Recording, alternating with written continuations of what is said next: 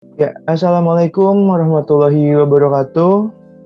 Shalom Om Swastiastu, Namo Buddhaya, Salam Kebajikan. Yang terhormat Ibu Winarmi selaku dosen pengajar Bahasa Indonesia dan juga teman-teman yang saya banggakan. Pada kesempatan kali ini izinkan saya, Anggi Andriansyah dengan NIM 418200100075 akan mempresentasikan mengenai pengaruh bahasa daerah dan bahasa asing terhadap perkembangan bahasa Indonesia. Dan ini juga sebagai tugas, yang mana tugas besar 2, dan tugas ini adalah lanjutan dari tugas besar 1. Oke, saya akan share screen terlebih dahulu. Ya, ini dia.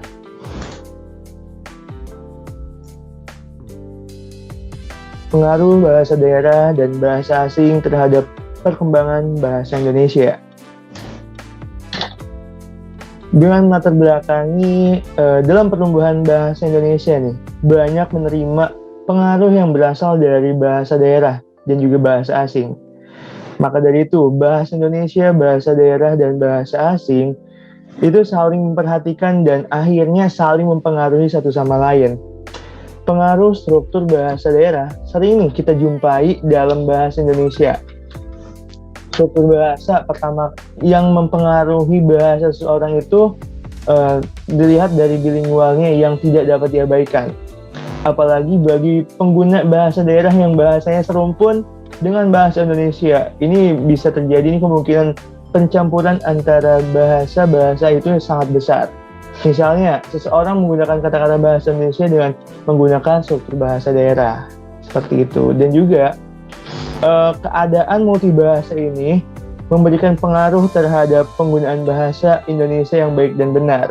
Penggunaan bahasa Indonesia dengan struktur bahasa yang bercampur dengan struktur bahasa daerah atau bahasa asing dapat merusak struktur bahasa Indonesia yang baku atau formal. Maka dari itu, di sini saya merumuskan suatu masalah, yaitu apa saja pengaruh bahasa daerah dan bahasa asing dalam perkembangan bahasa Indonesia. Yang kedua, bagaimana gaya bahasa masyarakat daerah terhadap perkembangan bahasa Indonesia. Dan yang ketiga, bagaimana dampak dari pengaruh bahasa daerah dan bahasa asing dalam perkembangan bahasa Indonesia. Dilanjut ke pembahasannya. Nah, di sini terlebih dahulu saya akan membahas mengenai pengaruh bahasa daerah dan bahasa asing terhadap perkembangan bahasa Indonesia. Pastinya, kata serapan seringkali digunakan dalam bahasa sehari-hari dan ternyata banyak juga kata serapan yang diambil dari bahasa asing dan juga bahasa daerah. Nah, unsur serapan menurut KBBI ini merupakan kata yang diserap dari bahasa lain berdasarkan kaidah bahasa si penerima. Jadi, kata serapan ini bisa dikatakan sebagai kata serapan apabila kata tersebut memenuhi kaidah bahasa, yaitu bahasa Indonesia. Menurut Hockett, pada tahun 1965, ia mengungkapkan bahwa perbuatan dan perkembangan dalam satu bahasa adalah hal yang wajar terjadi karena adanya kontak bahasa antar pengguna bahasa yang berbeda. Dan juga perjalanan sejarah bangsa Indonesia itu bisa menjadi dampak pada penggunaan bahasa asing yang menjadi kata serapan sehari-hari. Nah, selanjutnya, gaya bahasa terhadap perkembangan bahasa Indonesia.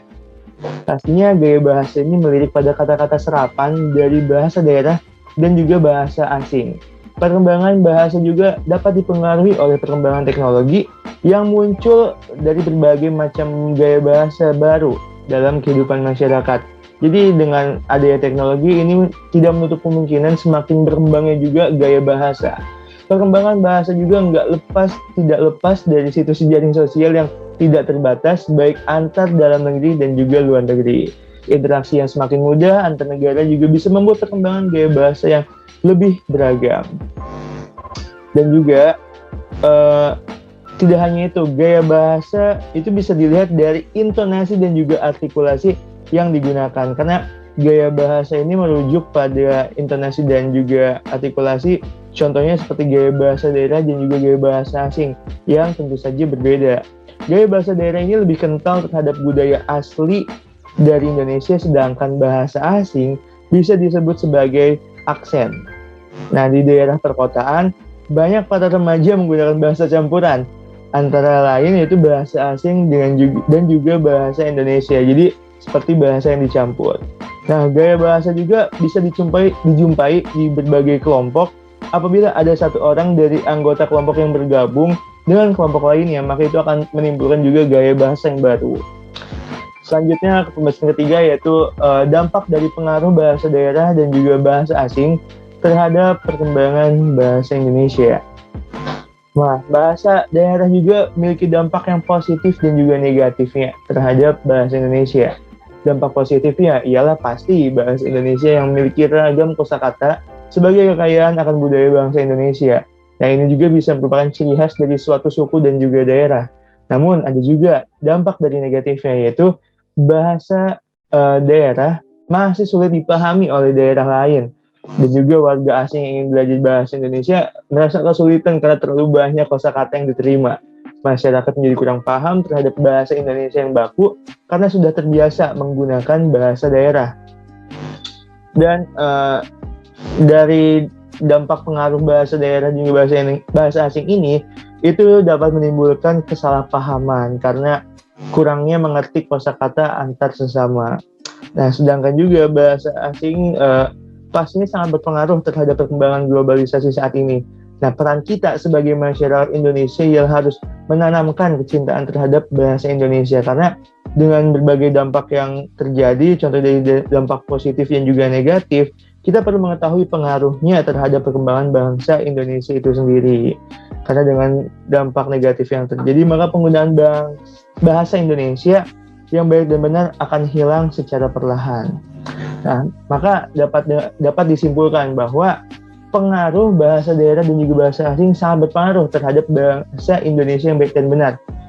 Dengan banyaknya kata serapan yang kita jumpai di dalam kehidupan sehari-hari, walaupun itu timbul ada dampak positif dan juga dampak negatifnya, penggunaan gaya bahasa daerah juga dan juga bahasa asing harus kita gunakan sesuai situasi dan juga kondisinya.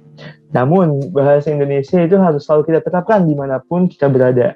Karena bahasa Indonesia ini merupakan bahasa negara, karena bahasa Indonesia merupakan bahasa negara yang harus selalu kita jaga akan keasliannya. Dan maka dari itu, kita tidak lupa akan penggunaan bahasa Indonesia yang baik dan benar dimanapun kita berada. Nah, saya juga memiliki saran, yaitu kesadaran masyarakat itu sangat diperlukan sekali untuk menjaga bahasa Indonesia. Contohnya yaitu peran orang tua juga dalam mendidik anaknya sejak dini dalam memperkenalkan bahasa Indonesia yang baik dan benar, dan juga bisa dalam penerapan pemahaman terhadap masyarakat akan pentingnya penerapan serta menjaga bahasa Indonesia. Karena jika bukan kita, siapa lagi? Mungkin itu saja yang bisa saya sampaikan dalam presentasi kali ini. Kurang lebihnya mohon maaf apabila terdapat kesalahan dalam pengucapan serta penulisan materi. Sekian dan terima kasih. Wassalamualaikum warahmatullahi wabarakatuh.